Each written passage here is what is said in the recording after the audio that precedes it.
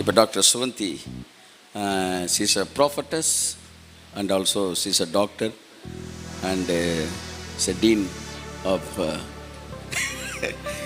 So அவங்க வந்து she has a very close walk with God. I know many times நான் நிறையா அவங்ககிட்ட ஸ்பிரிச்சுவல் விஷயங்கள்லாம் நான் கேட்டிருக்கேன் கவுன்சிலிங் கூட. அவங்க வந்து இப்பொழுது இந்த சில ஸ்பிரிச்சுவல் அவங்க லைஃப்பில் வந்து இந்த குழந்தையோட பற்றிய ஒரு சாட்சி சொன்ன பிறகு நாம் குழந்தைக்கு பிரதிஷ்டை வைப்போம். முதலாவது என்னை சாட்சியாக நிறுத்தின பிதாகுமார பரிசுத்த ஆவியானருக்கு சகல துதிகான மகிமை செலுத்தி இந்த சந்தர்ப்பத்தை கொடுத்த அருமை பிரதர் அவர்களுக்கும் சபையாருக்கும் எல்லா அங்கத்தினருக்கும் நன்றியை தெரிவித்துக் கொள்கிறேன். நீங்கள் இன்றைக்கி பிரதர் சொன்னாங்க, அந்த லிங்க் கொடுத்தாங்கல்ல, அந்த லிங்கை பார்த்துட்டு எல்லோரும் தயவு செய்து வீட்டில் போய் லாஸ்ட் இயர் 2023 ஆகஸ்ட் 1 பிரதர் கொடுத்த வாக்குத்தத்த செய்தியை பார்க்க வேண்டும் என்று தாழ்மையோடு நான் கேட்டுக்கொள்கிறேன். ஏனென்றால் அதில் தான் சாட்சியாக இருக்குது. உங்களில் அநேக பேருக்கு என்ன தெரியாமல் இருக்கிறதுலாம், சகோதரன் சொன்ன மாதிரி என்னுடைய பேர் சுகந்தி, நான் ஒரு டாக்டர்.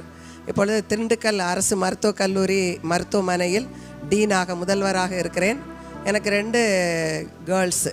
ஃபஸ்ட்டு டாக்டர் ஒரு லாயர், ஹைகோர்ட் லாயர் இங்கே இருக்கிறா. அவங்க ஹஸ்பண்ட் வந்து ஃபாரினில் இருக்கிறார், அதனால் வர முடியல. செகண்ட் டாக்டர் வந்து அவள் டாக்டர், ஐ டாக்டர், ஆப்தமாலஜிஸ்ட்டு. 2 பேருக்கும் கடவுள் நல்ல குழந்தைகளை கொடுத்து ஆசீர்வதித்திருக்கிறார்.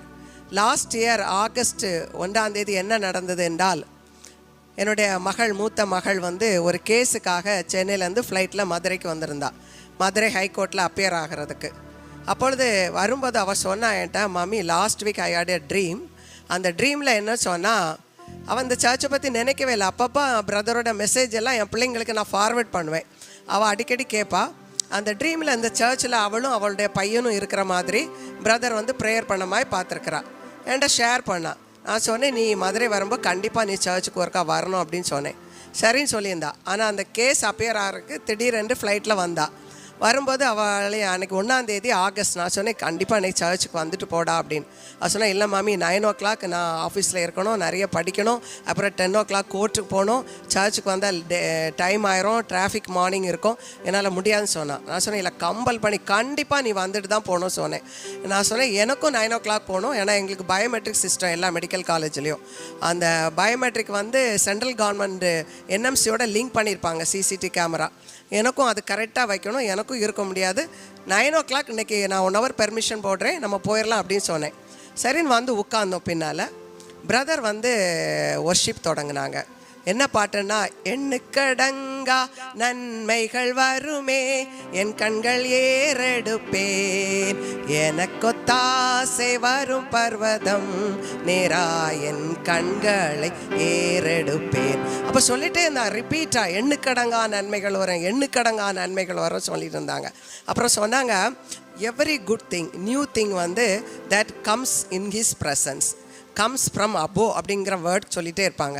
அப்புறம் சொன்னாங்க, நெகட்டிவாக இருக்கிறெல்லாம் இன்றைக்கி உனக்கு பாசிட்டிவ், நாளைக்கு கிடையாது, இன்றைக்கி ஈவினிங் கிடையாது, இப்பொழுதே பாசிட்டிவ், உனக்குள்ளாக இருந்து பாசிட்டிவ் ஆகுது. இப்படி சொல்லிகிட்டே இருந்தாங்க. அகெயின் அண்ட் அகெயின் கர்த்தர் புதிய காரியத்தை செய்ய போகிறார், புதிய காரியத்தை செய்கிறார். நீ முந்தினங்களை நினைக்க வேண்டாம், பூர்வமானங்களை சிந்திக்க வேண்டாம், புது காரியத்தை செய்ய போகிறேன் என்று சொன்னார்.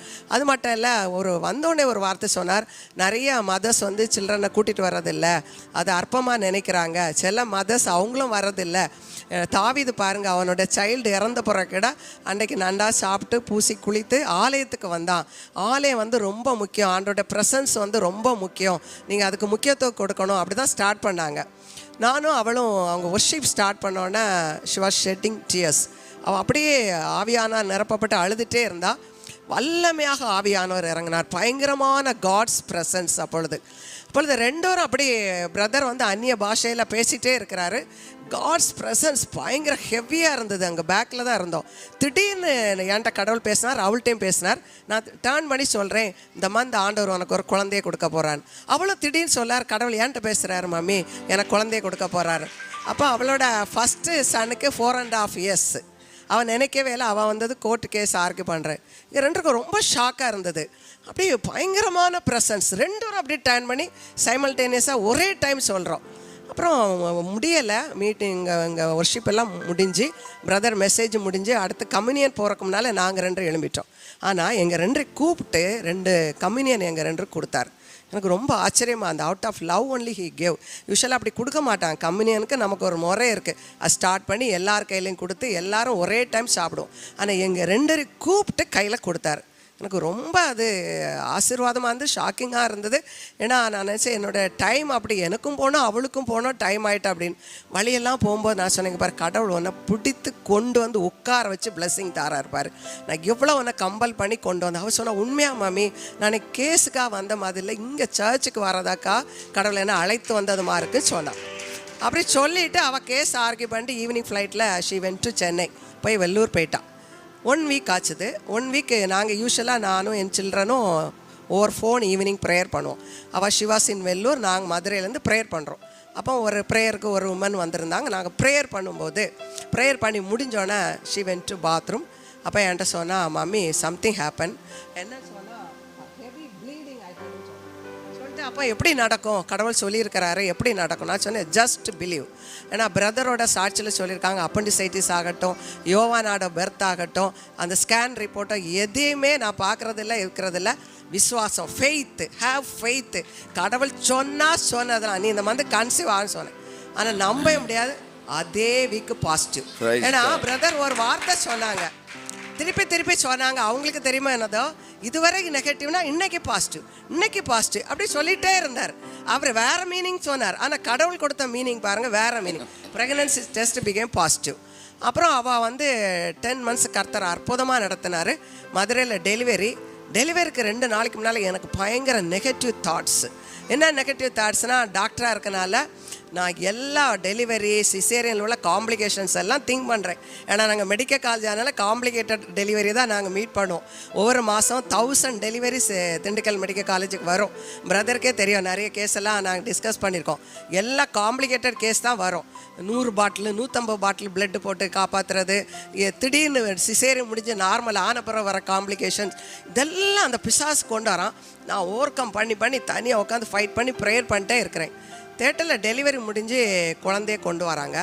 அவனை கையில் ஏந்தோன்னா ஃபஸ்ட்டு மிரக்கல் நடந்தது. அது என்ன மிரக்கல் நான் சகோதரனுக்கு அனுப்பினேன். ஃபஸ்ட்டு கையில் ஏந்திர மிரக்கல். நான் அவருக்கு தான் உடனே மெசேஜ் போட்டிருந்தேன். அப்புறம் வீட்டுக்கு கூட்டிகிட்டு போனால் அடுத்த மிரக்கல். நான் சொன்னேன் அவனுக்கு என்ன பேர் செலக்ட் பண்ணால் எலேஜா அப்படின்னு சொன்னான். அந்த பேர் தான் கடவுள் கொடுத்துருக்கார் அப்படின்னு சொன்னான்.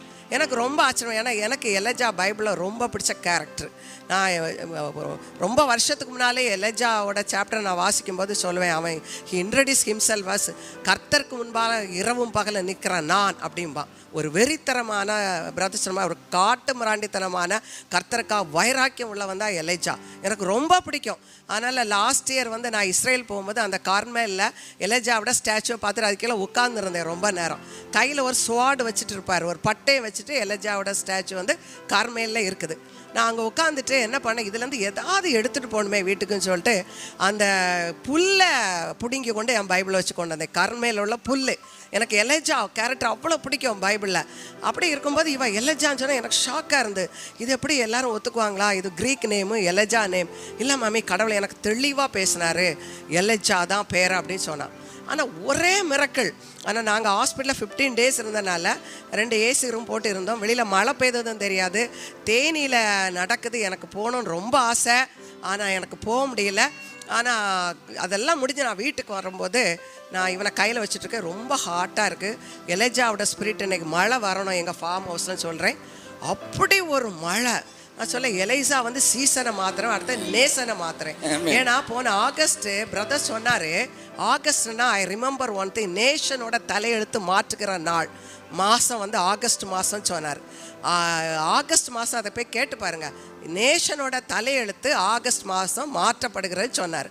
இன்றைக்கி அதே ஆகஸ்டோட ப்ராப்பர்சியை தான் நான் பேசிகிட்டு இருக்கிறேன். இன்றைக்கி நேஷனோட தலையெழுத்தை மாற்றினது இன்றைக்கி தான் நடக்குது. இப்போ வந்து அவனை கையில் வச்சுருக்கேன், மழை. அதுக்கு பிறகு தான் அவருக்கு மெசேஜை பார்க்க அவர் சொல்கிறாரு, தேனியில் வாட் ஹேப்பன், எலேஜாவை பற்றி அவர் பேசியிருக்காரு, மழை வந்திருக்கு. எனக்கு ஷாக்காக இருந்து, கடவுள் இதான நம்ம வாழ்க்கையில் செய்தார். எனக்கு தேனியில் நடந்த எதுவுமே சத்தியமாக தெரியாது. நான் ஏன்னா 2 வாரம் ஹாஸ்பிட்டலில் இருந்தனால எனக்கு தெரியாது. அதுக்கப்புறம் தான் அந்த மெசேஜ் எல்லாம் பார்த்தேன். அப்புறம் தான் அவங்க யூடியூப்லேயே லோட் பண்ணாங்க. அப்புறம் ஒரு டாக்டர்கிட்ட கேட்கும்போது இப்படி சொன்னேன், நிச்சயமாக கடவுள் எலேஜாவோட ஸ்பிரிட்டை அனுப்புகிறார். இப்போ கடவுள் சொன்னார், அவரோட சன் யோவானுக்கு வச்ச பேர் யோவான் ஸ்நானன், அதுவும் ஸ்பிரிட்டாக எலேஜா. இவனுக்கு வச்சிருக்க பேர் ஜொஹானஸ் ஃபர்ஸ்ட் சன், அதுவும் ஸ்பிரிட்டா எலஜா. இவனுக்கு எலஜா கொடுத்துருக்காரு. அப்போ கடவுள் கடைசி காலத்தில் அந்த ஸ்பிரிட்டா எலஜாவை நிறைய சில்ட்ரன் மேலே ஊற்ற போகிறார். எனக்கு ரொம்ப ஆச்சரியமாக இருக்குது. அது சீசனை மாற்றம். எப்போமா மே மாதத்தில் இப்படி ஒரு மழை பார்த்துருக்கோமா? மேயை நினச்சி பயமாக இருந்து, ஒரிசா பீகாரமாக இருந்தால் பறந்துருக்கோம். நினச்சி பாருங்கள், ரொம்பமா எதிர்பார்த்தாங்க. ரொம்ப ஹாட்டாக இருக்கும், ஏசி கூட நமக்கு இதாகாது. இந்த புவர் பீப்புளெலாம் என்ன பண்ணுவாங்க நினச்சி பாருங்கள். ஸ்கின் டிசீஸ் பேஷண்ட்டு என்ன பண்ணுவாங்க? அந்த சம்மரில் 55 டிகிரி 50 டிகிரி போனால் பயந்துட்டுரும். திடீர்னு சீசனே மாறிச்சது. அப்படி ரெயின், ரொம்ப ஹாப்பியாக இருந்தது. போன தடவை நாங்கள் இங்கே வரும்போது அவ்வளோ மழை சந்தோஷமாக. இன்னைக்கு நான் சொன்னேன் அடுத்த அடையாளம், அவனை சர்ச்சுக்கு கொண்டு போகிறேன். இன்னைக்கு மழை வந்தே தான் தெரியும். ஆமாம், சர்ச்சுக்கு வந்து யாரும் வாராங்களா வரலையா, ஆண்டவர் வர்ற, எலஜா ஸ்பிரிட் வருது. அடுத்த அடையாளம் எலஜாவோட ஸ்பிரிட் தான் மழை கொடுத்ததுன்னா இன்னைக்கு மழை வரணும்னு சொன்னேன். பிரதர் ஒரு மெசேஜ் பண்ணா, ஹெவி ரெயினாக இருக்குது சிஸ்டர் அப்படின்னு. நான் சொல்ல ரொம்ப அதான் சைன், அங்கேயே ரெயினாக இருக்குது, நான் ரெயினோட தான் கொண்டு வருவேன். ஏன்னா எலஜா ஸ்பிரிட்டு மழையை கொண்டு வருது, நேஷனை மாத்துருங்கிறத நம்ம நாடு அறியணும். அது உண்மை, அது உண்மைன்னா உண்மை, எங்கள் வாழ்க்கையில் நடந்தது. அதனால் ரொம்ப சந்தோஷமாக இருக்குது. ஆண்டவர் நான் அந்த சாட்சி சொல்லன்னு நினைக்கல. ஏன்னா நான் ஒரு பெரிய சாட்சியாக நிறைய என் வாழ்க்கையில் பிரதரோட மெசேஜ், அவங்களோட வேர்ட்ஸ்னால நான் அடைஞ்ச நன்மையெல்லாம் சேர்த்து நான் ஒரு சாட்சி சொல்லணும்னு நினச்சேன். அது நிறைய இன்னும் எதிர்பார்க்குறேன். எல்லாம் சேர்ந்த பிறகு ஒரு நாள் நிறைய சொல்லணும்னு நினச்சிருந்தேன். பட் ஆண்டவர் சொன்னால் இதை இப்போ சொல்லு, அதெல்லாம் சேர்த்து வச்சு சொல்லலாம். இது இப்போ சொல்லக்கூடிய நேரம். ஏன்னா த ஸ்பிரிட்டா எலஜா அது வந்து உண்மையாக ஊற்றப்பட்டு இருக்கிறது. தேசத்தில் மாற்றத்தை இன்னும் பிரதர் சொன்ன மாதிரி சீக்கிரத்தில் இன்னும் பயங்கரமான மாற்றங்கள் கொண்டு வரும். நம்மகிட்ட ஆண்டவர் சொல்கிறதுல ஜஸ்ட் பிலீவ், நம்பு நீ அப்படின்னு சொல்லி. என் வாழ்க்கையில் அது மறக்க முடியாத அதிசயம். அவள் எதிர்பார்க்கவே இல்லை. செகண்ட் சைல்டு அவள் வந்தது கோர்ட்டில் கேஸ் ஆர்கியூ பண்ணுறதுக்கு. கடல் பிடித்து உட்கார வைத்து பிளஸ்ஸிங்கை கொடுத்து கம்யூனியனை கொடுத்து போயிட்டோன்னு அனுப்பி வச்சார். நினச்சி பாருங்கள், அந்த வாரம் அவளுக்கு சான்ஸே இல்லாமல் அப்படி ஹெவி ப்ளீடிங் இருந்தது. ஆனால் அடுத்த வாரம் positive. It's a miracle, medical miracle, medical miracle. ஆமாம், மெடிக்கல் மிரக்கிள், மெடிக்கல் மிரக்கிள். இது வந்து சயின்டிஃபிக்கலாகவும் சரி மெடிக்கலாகவும் இம்பாசிபிள். ஏன்னா அவளுக்கே ஹோப் ஆயிட்டு, எப்படி மாமி இவ்வளோ ஹெவியாக இருக்கும்போது எப்படி சம்திங் ஹேப்பன், எப்படி நாட் பாசிபிள். நான் சொன்னேன் ஜஸ்ட் பிலீவ், ஜஸ்ட் பிலீவ். கடவுள் பேசினா, சர்ச்சில் வச்சு பேசியிருக்கார், பேசுனா பேசுனது.